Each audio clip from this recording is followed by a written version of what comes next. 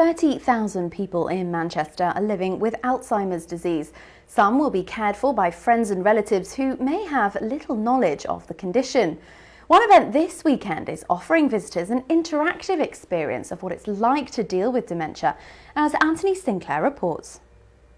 The Alzheimer's show is running at Event City in Stretford. People coming this weekend will have access to a range of healthcare and legal professionals.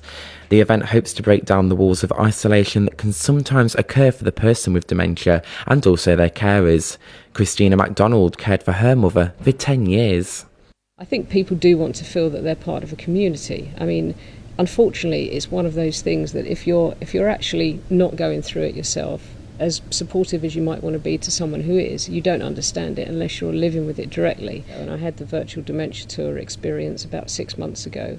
I wish that I'd had it when Mum was alive. I didn't actually know about it when Mum was around, but I felt quite sad at the end of it, actually, because there were many occasions where I think as a carer, you know, we're only human at the end of the day. There are situations where we lose our patience and we're struggling to cope, and it probably would have made me a little bit more patient on some occasions.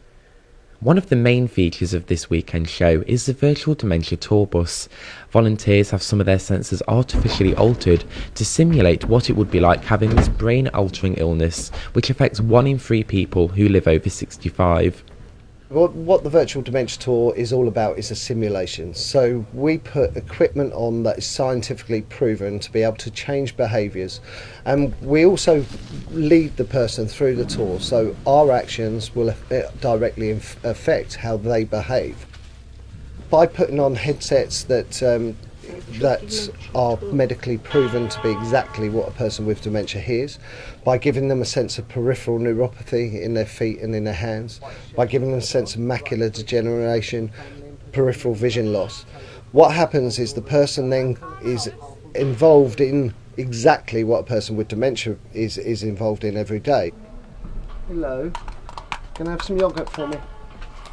No, come on darling, come on. Look, you're spilling it all down your chin. What are you doing, hey? Once inside the bus, people are given simple tasks to complete whilst battling against restrictions to their physical and mental senses. I got to witness the experience of 2 volunteers. As the experiment progressed, they were getting more confused and anxious.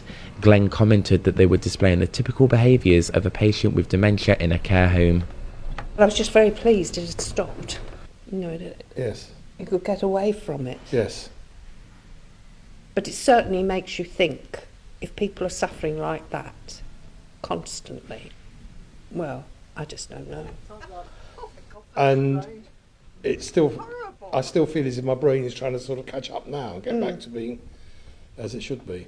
And I have to say, at one point I nearly did, try to get up and walk away, and they can't. Shows like this are so important, and we are proud to be a part of such an amazing team. And our comment is very simple: until there's a cure, take the tour. The Alzheimer's show continues for one more day tomorrow. Anthony Sinclair, That's TV.